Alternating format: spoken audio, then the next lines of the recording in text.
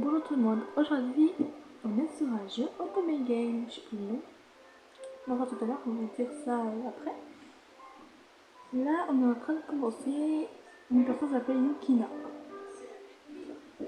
Je mange une comme en même temps. Bref, je vous laisse,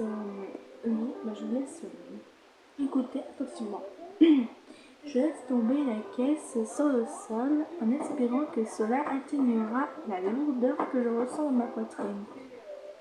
Avec un soupir, je regarde autour de moi toutes les vieilles affaires qui ont appartenu à mes parents. Mais tout ce que je vois, ce sont des souvenirs. Vous me manquez, papa et maman.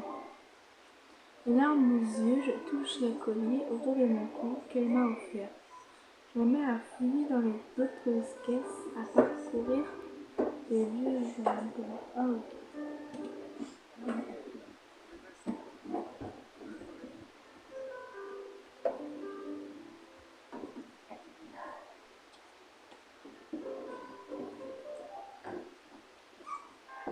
Bref, désolé. Je me mets à fouiller dans les autres caisses, à parcourir de vieux albums, de photos, et à farfouiller dans des bibelots de mon enfance. C'est alors que je revois quelque chose d'enfoui au milieu de vieux livres. Qu'est-ce que c'est? Je sors avec précaution une boîte ornée, gravée de quelques dragons, les yeux de chacun d'entre eux brillaient de couleurs différentes.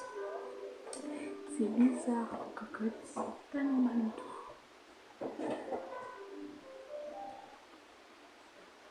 Je suis presque sûre de ne pas avoir vu ça avant, mais ça me semble familier. Quand j'étais petite, ma mère m'avait toujours affiché Maman, je moi. Ok. Quand j'étais petite, ma mère m'avait toujours raconté l'histoire de dragon. La petite princesse dragonne. La voix de ma mère résonne dans mon esprit, qu'elle m'appelait le personnage principal de l'histoire. Je souris quand je pense à elle. Oh maman, tu me manques tellement. Je passe mes doigts sous la gravure du dragon, aux bijoux bleus et éléments du fait de lumière. Sans prévenir, le couvert s'ouvre, révélant ce qui semble être un rouleau de parchemin à l'intérieur. Voilà. Qu'est-ce que...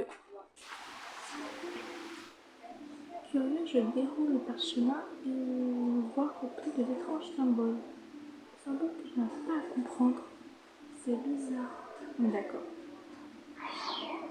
Les symboles semblent flotter à la surface du parchemin. Et comment ils se réarranger formant des mots que je peux comprendre. Quelque chose me pousse à lire les mots à haute voix. Je préviens le temps et l'espace, je défais le seau, le chemin vers l'autre côté. Je révèle. La terre, le vent, l'eau et le feu, que le destin m'emmène là où je devais laisser. Soudain, un éclair de lumière aveuglante consume mon environnement. Je me retrouve à l'intérieur d'un tunnel de lumière blanche avec rien d'autre que de la brume autour de moi. Et qu'est-ce qui vient de se passer? Où suis-je? Je me déplace dans le tunnel en appelant à l'aide, mais personne ne me répond. Bonjour, est-ce que quelqu'un m'entend? Wow, ils sont beaux gosses. Oh my god. Vous me dites en commentaire lequel vous préférez.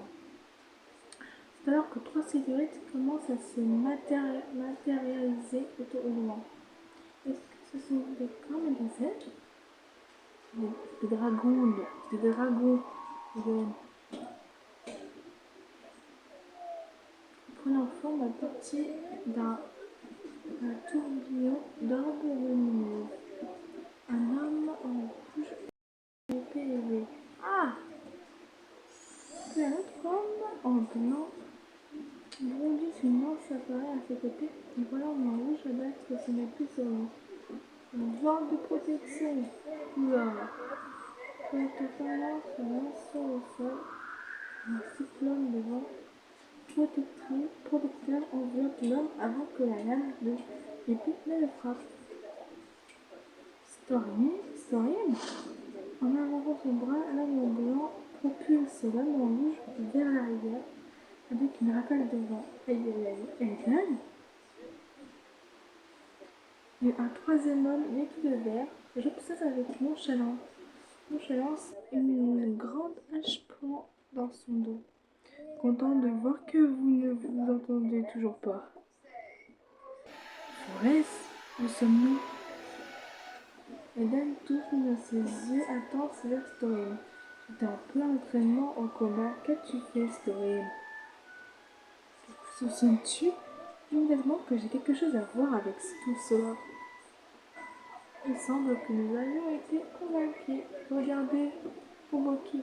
Oula, je ne peux pas parler. Non, ils sont trop beaux gosses, là, vous pouvez pas dire que c'est pas beau gosse. Nous avons été convoqués. Regardez. Regarde-moi. Forêt se fait un geste vers moi et dès que le regard se croise, il me coupe les yeux. Waouh, il est si beau. Ils sont tous si beaux. Il peut facilement aller dans un stade de cinéma ou quelque chose comme ça. Le moment dont je viens d'être témoin m'a donné l'impression d'assister à une scène de film. Une sorcière? Et même savoir que me regarder de plus près. Je ne peut pas être réel, de la même façon que les précisés et même semble serré. Dès qu'il sort d'un tableau,